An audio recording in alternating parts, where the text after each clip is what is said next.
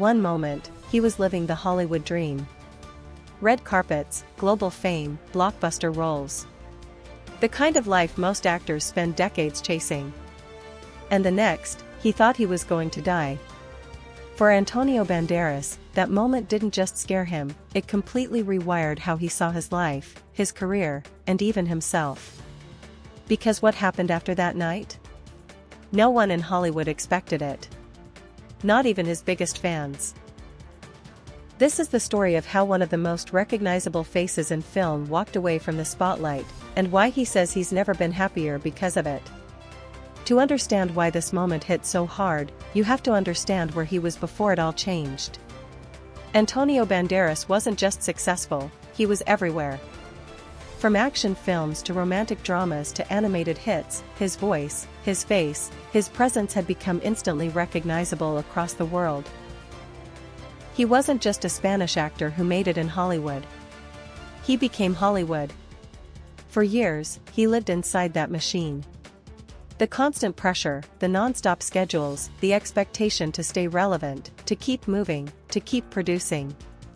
It's the kind of lifestyle that looks glamorous from the outside, but behind the scenes, it can quietly take a toll. And like many actors who reach that level, there's always something else running in the background. Stress. Exhaustion. Habits you tell yourself you'll fix later.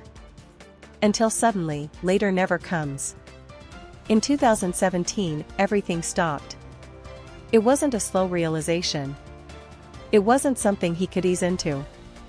It hit him all at once, a heart attack that forced him to confront something he had probably never fully faced before, his own mortality.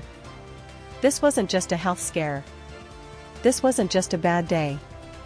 This was a moment where, in his own words, everything became very real. Because when you're faced with the possibility that your life could end, the things you thought mattered start to look very different. The fame. The success. The constant chase. None of it feels the same when you're lying there wondering if you're going to make it. And that's exactly where Antonio found himself. He later described it as a really serious warning. Not just physically, but mentally. Emotionally. Existentially. It forced him to ask a question most people spend their whole lives avoiding. What am I actually doing with my life? Because when you strip everything away, the awards, the headlines, the image, you're left with something much more uncomfortable. Who you really are. And for Antonio, that answer wasn't what Hollywood had turned him into. It was something much simpler. Something he had known all along, but maybe forgotten in the noise. He wasn't just a movie star. He was a theater actor. That realization didn't come gradually. It hit him all at once. Like clarity cutting through years of distraction. Faced with death, he didn't just see what he could lose. He saw what he had already lost along the way. And that's when the real change began. Because it's one thing to have a wake-up call. It's another thing entirely to actually listen to it. Almost immediately, Antonio started making decisions that would have seemed unthinkable before. He quit smoking, something he had done for years. No slow transition. No cutting back. Just done. Because when you've looked death in the face, your priorities change fast. But that was only the beginning. The bigger move, the one that truly shocked people, was what he did next. He left. Not just emotionally or symbolically. He physically stepped away from the Hollywood lifestyle that had defined him for decades. And he went back to where it all started. Malaga, Spain. The city where he was born. For someone at his level, this wasn't a small decision. This wasn't taking a break. This was walking away from the center of the industry, at a time when most actors are doing everything they can to stay in it. From the outside, it didn't make sense. Why leave at the peak of your legacy? Why step away when you've already built everything? But for Antonio, the answer was simple. Because none of it meant anything if he didn't feel alive anymore. Back in Malaga, something unexpected happened. He slowed down. And in that stillness, he found something he didn't even realize he had been missing. Peace. Not the kind that comes from success or validation, but the kind that comes from actually being present in your own life. He didn't just move back. He rebuilt his life entirely around what actually mattered to him. He opened and now runs a nonprofit theater. Not for headlines. Not for global attention. But for the craft itself. For the art. For the connection that made him fall in love with acting in the first place. And in a way, it brought him full circle. Because before Hollywood, before the fame, before the global recognition, there was just a man who loved performing. That's who he returned to. Locals in Malaga even gave him a nickname, Jose Hollywood. It's almost ironic.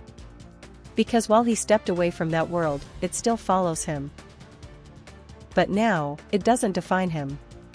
Now, it's just a part of his story, not the center of it. And maybe the most surprising part of all this.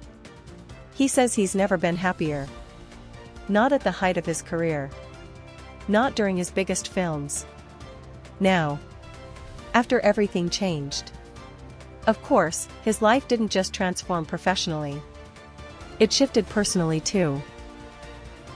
For years, his relationship with Melanie Griffith was one of Hollywood's most talked about marriages. But in 2014, that chapter came to an end. Not long after, he found something different. Something quieter. More stable.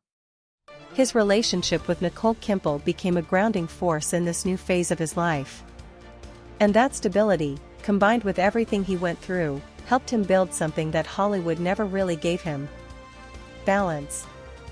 That doesn't mean he disappeared completely. He still acts. He still takes on roles.